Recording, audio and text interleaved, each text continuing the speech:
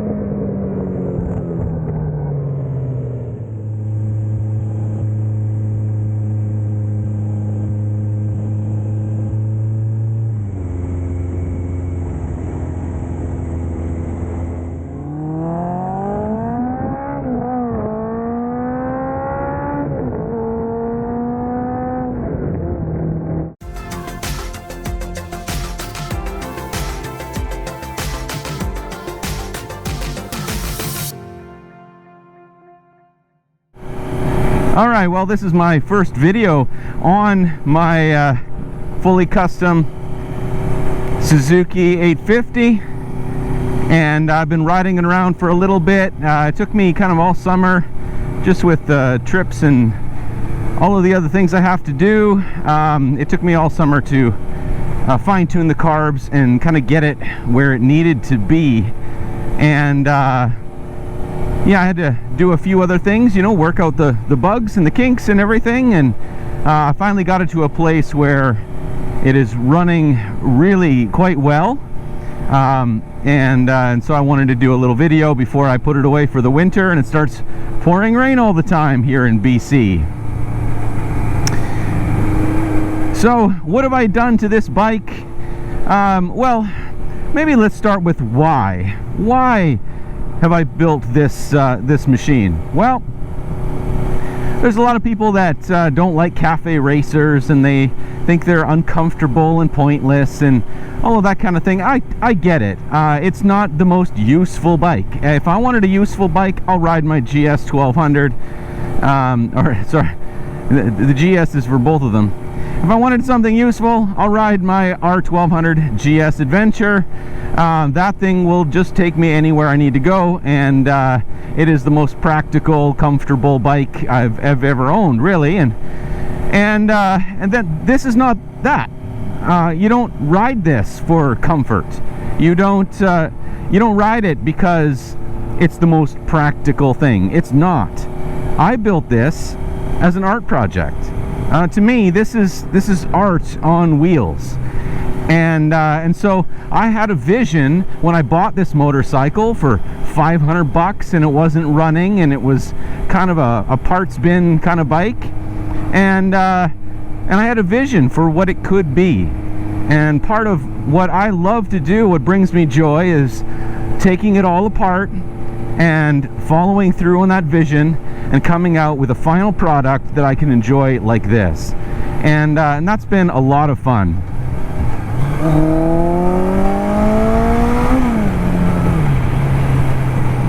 Woo! Love the way this engine sounds. So good.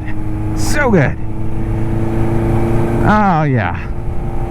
Alright, well, back in 1981, Suzuki put out this wonderful bike, this 850cc engine. It's a 4-cylinder with 4 carburetors, and it was actually a bit more of a touring bike.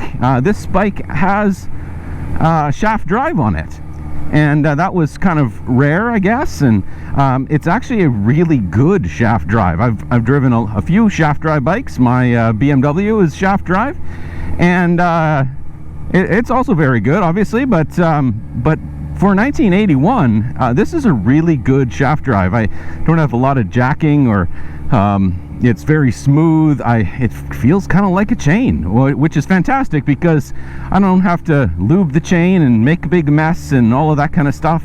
It looks fantastic, and it's kind of nice to not have to worry about that on an old collector, you know, custom bike like this. Oh yeah, you turn that way. Yes. Oh yeah. Well, for a 1981, I'll tell you, this bike has a really decent amount of power.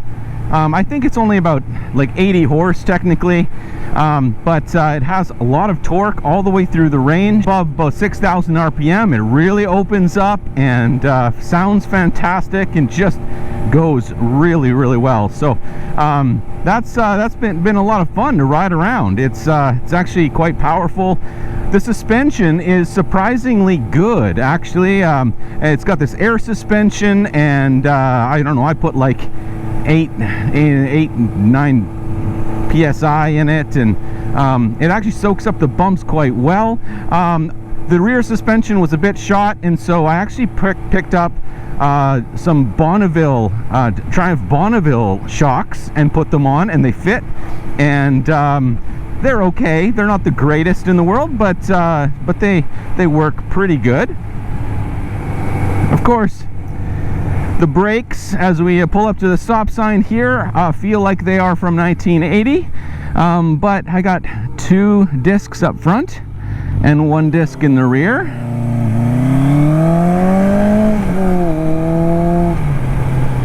And you know, they're not that bad, actually. They're not a modern Brembo.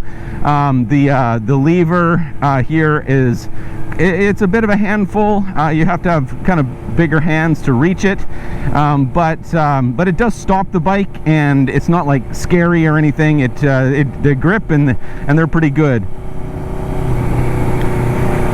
The seat, of course, is a fully custom seat. I took the original seat and the original lock for the seat, and I cut the seat pan apart so that it would fit nicely on and be easily removable. I removed where the lock mechanism is, and so it's actually quite easy to lock and unlock and take the bike off of, or the seat off of the bike.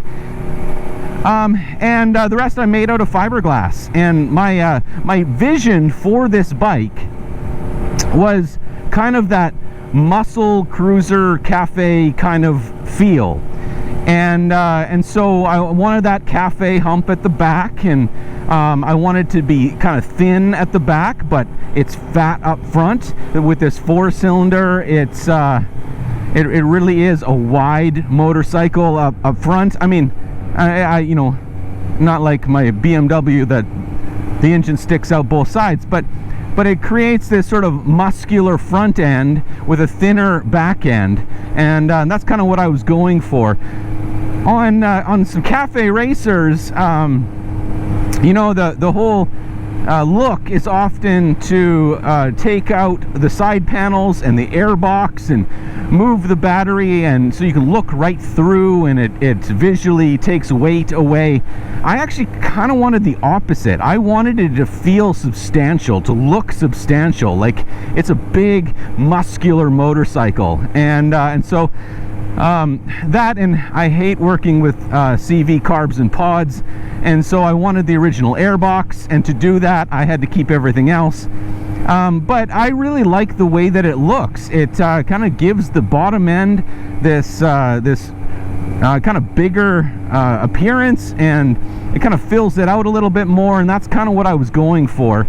And plus, I really like the color of the paint, and it looks good on the side panels, and kind of blends the whole bike together.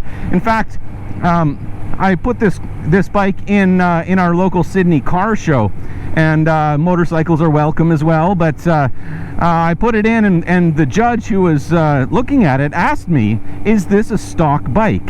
And I thought, you know, that's that says, you know, number one, you don't know anything about 80s bikes, but it also says, you know, it looks like it could have come from the factory, and that's kind of what I wanted. I wanted something that looked like it fit together, like it was meant to be that way.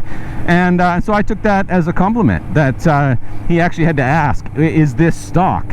And of course it's definitely not, but it didn't look like somebody hacked it apart and glued it back together and with some duct tape, right? So that's kind of what I was going for. The engine, of course, when I bought it, it was all grungy, and you know, it was an old from 1980, and so I pulled it right out of the frame, and everything has been redone right from the frame up.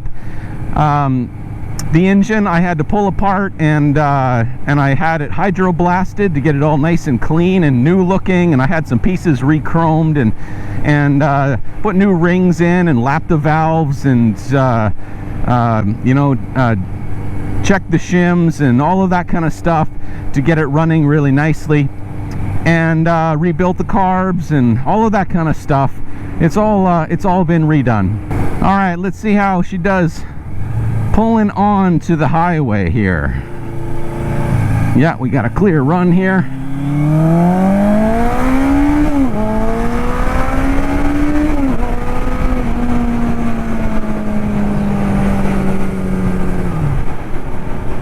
Oh yeah.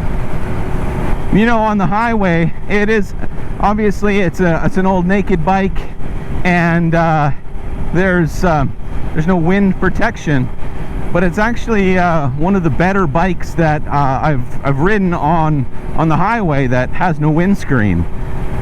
It really is smooth. It doesn't kick up the air in any weird spots, and I'm doing about 100 kilometers an hour. It only has 5 gears. Unfortunately, I really wish it had a 6th gear. I don't know why it took manufacturers so long to put a 6th gear on all of their bikes, but I'm running about 4,000 RPM at 100, and it's not, the engine is not stressed there at all. It's just a little bit loud because of the aftermarket exhaust, but you know, that's the way it is.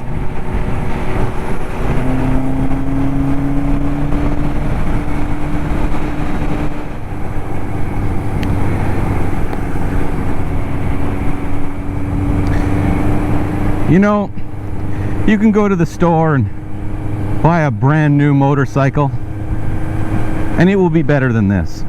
It will be faster, it'll be better handling, better suspension, better brakes. It'll start nicely every time. But there's just something about these old bikes. A carbureted bike that just has that certain smell. The air-cooled heat that comes off of the engine. The way that it just feels raw. A little bit unrefined. And yet, in a good way.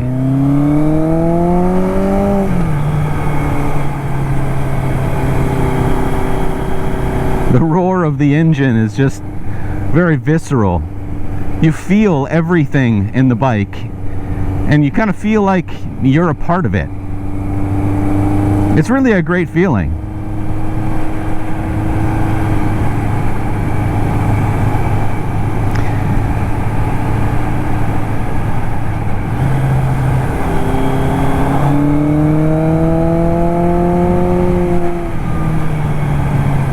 And you know, there's something about riding a bike that you've had completely apart, every nut and bolt off and cleaned and polished.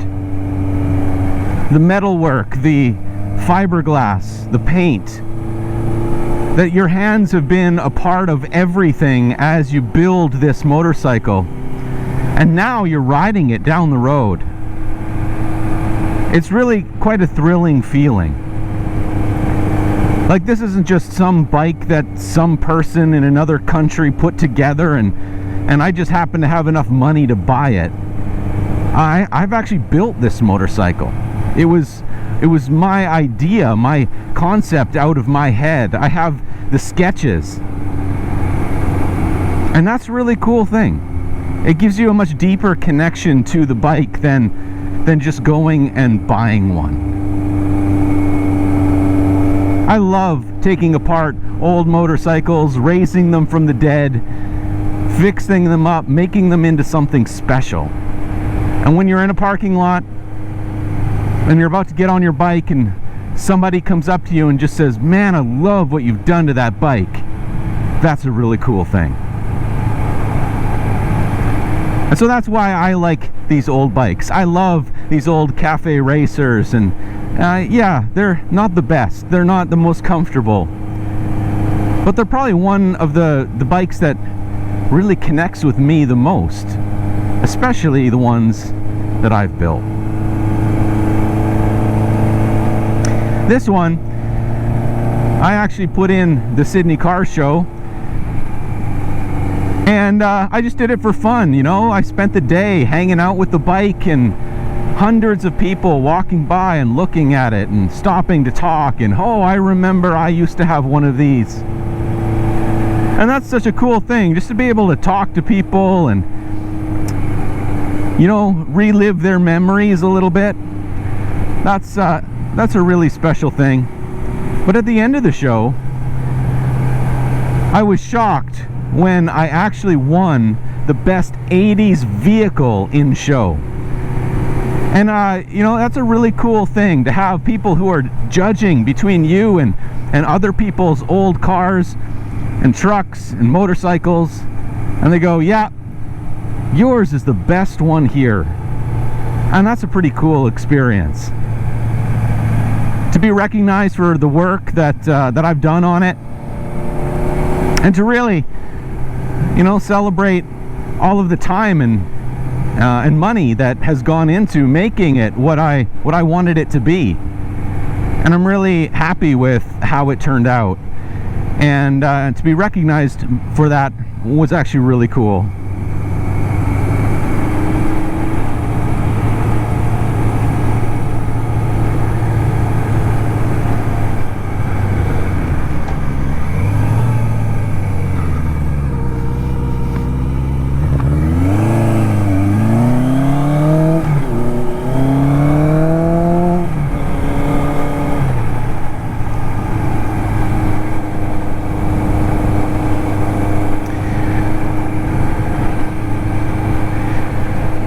So if you're watching this, and maybe you're just watching it because you know me, that's most likely the case. Maybe you're watching it because you were looking for, oh, what can I do with an old GS850 Suzuki? Are they any good? My answer is yes. It's actually a really nice bike. It's old, it's not new, but I've had CB750s and some Yamaha 550 and CB650, and they're all unique in their own way. But I gotta tell you, I think this one's the best one I've had. It's a little tough to find parts because it's not as popular as the CB750 is, but I don't know why not. It's actually a great motorcycle. It's heavy. It's really heavy, but you know, it's a lot of fun to ride. It's very smooth. It's very very fun to ride, even in the corners.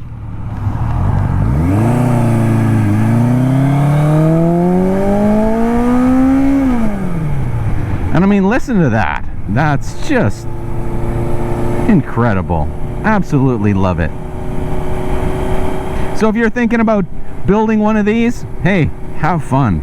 Have a vision, get a plan, and follow it through and make something beautiful. That's really the joy of it. Thanks for watching.